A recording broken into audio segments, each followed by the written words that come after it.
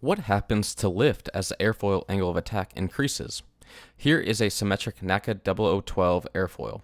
At zero angle of attack, the lift generated is 0. Let's start pitching this airfoil. As we increase the angle of attack, the lift vector and the drag vector increase in magnitude. Let's continue to pitch this airfoil to 15 degrees. We see that the coefficient of lift now begins to drop as the airfoil pitches, and the drag vector becomes substantially longer. This is called stall on an aircraft, where air begins to separate. Why does stall occur? Well, zooming in on the upper surface, we can see that we have a low pressure region near the front of the airfoil and a high pressure region towards the aft section of the airfoil. This pressure difference becomes too great, resulting in a reverse flow of the air, which causes this air to separate from the airfoil surface. Let's plot this on a graph. This is a coefficient of lift versus angle of attack graph. Taking the slope of this graph, we can see that the coefficient of lift increases by 6.28 per radian, or 2 pi per radian.